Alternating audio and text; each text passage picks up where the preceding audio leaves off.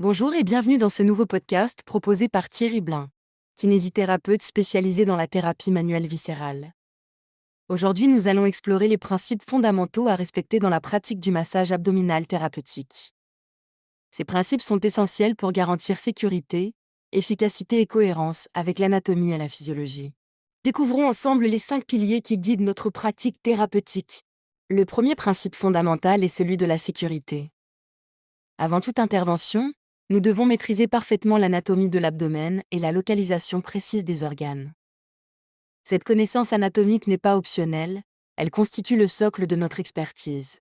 Il est impératif d'éviter toute manœuvre intrusive ou douloureuse. Nous devons garder à l'esprit que la zone abdominale est une région particulièrement sensible, à la fois sur le plan physique et émotionnel. Cette sensibilité nécessite une approche respectueuse et progressive. Le respect absolu des contre-indications est non négociable. Nous devons être vigilants face à toute suspicion de pathologie aiguë telle qu'une appendicite, une péritonite ou une phlébite mésentérique. Les pathologies vasculaires graves, les tumeurs connues, les situations post-opératoires immédiates et les grossesses non stabilisées constituent autant de contre-indications absolues. Enfin, nous devons toujours demander le consentement éclairé du patient avant de poser les mains sur l'abdomen. Cette démarche éthique renforce la relation thérapeutique et respecte l'autonomie du patient. Le deuxième principe fondamental est celui de la non-douleur. Notre approche thérapeutique doit s'adapter au tissu et non l'inverse. Cette philosophie guide chacun de nos gestes. Lorsqu'une zone est douloureuse à la palpation, nous ne devons jamais forcer. Au contraire, nous travaillons autour de cette zone, en amont, où nous utilisons la respiration comme vecteur thérapeutique. Cette approche indirecte respecte les mécanismes de défense naturelle du corps. Il est crucial de comprendre que la douleur est un signal d'alerte, jamais un objectif thérapeutique. Notre rôle est d'accompagner le corps vers un état de détente et de fonctionnement optimal, non de provoquer des sensations désagréables. Le troisième principe concerne la dimension physiologique de notre intervention. Notre objectif est de stimuler les fonctions naturelles sans jamais forcer les mécanismes corporels.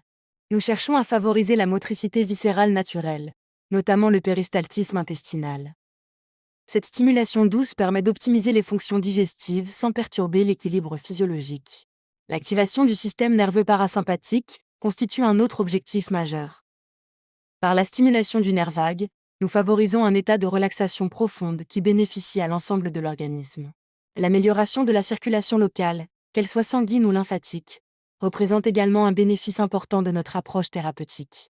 Le toucher doux et lent que nous privilégions favorise la sécrétion d'ocytocine, cette hormone du bien-être qui réduit naturellement le stress et la perception douloureuse. Cette dimension neurochimique explique en partie l'efficacité de nos interventions. Notre travail s'appuie sur la synergie entre respiration, pression intra-abdominale et rythmes abdominaux naturels. Cette approche holistique respecte la complexité des interactions physiologiques.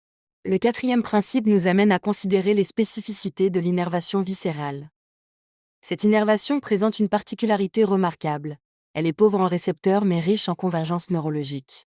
Cette caractéristique signifie qu'une stimulation légère peut entraîner des réponses profondes, qu'elles soient digestives, émotionnelles ou réflexes. Cette amplification naturelle explique pourquoi nos interventions douces peuvent avoir des effets thérapeutiques significatifs. Notre massage respecte les zones de projection viscéro-somatique, cette cartographie des dermatomes liés aux organes. Cette connaissance nous permet de cibler nos interventions avec précision. Le diaphragme occupe une place centrale dans notre approche. Ce muscle constitue un véritable carrefour physiologique qui influence simultanément la respiration, la posture et le retour veineux et lymphatique. Son rôle dans l'équilibre global de l'organisme justifie l'attention particulière que nous lui portons. Le cinquième et dernier principe concerne notre relation aux tissus et aux fascias. En tant que praticiens, nous devons développer une sensibilité tactile fine qui nous permet de nous adapter à la résistance des tissus. Cette adaptation nécessite de sentir les tensions, les relâchements et les zones d'adhérence. Cette perception tactile guide nos interventions et nous permet d'ajuster notre approche en temps réel. Les fascias viscéraux et pariétaux sont mobilisés en douceur pour libérer la motilité naturelle des organes. Cette mobilisation respectueuse favorise le retour à un fonctionnement optimal. Dans cette approche, la lenteur, la présence et la qualité du contact sont plus importantes que l'intensité. Cette philosophie du moins mais mieux caractérise l'excellence en thérapie manuelle viscérale. En conclusion, ces 5 principes fondamentaux constituent le socle de toute pratique sérieuse en massage abdominal thérapeutique. Ils garantissent non seulement la sécurité de nos patients, mais aussi l'efficacité de nos interventions. En respectant ces principes, nous honorons la complexité et la beauté du corps humain tout en offrant des soins de qualité. Je vous remercie d'avoir écouté ce podcast. Pour approfondir vos connaissances en massage abdominal thérapeutique et découvrir nos formations spécialisées, je vous invite à visiter notre site internet www.kiné-formation.com. À bientôt pour de nouveaux contenus de formation continue.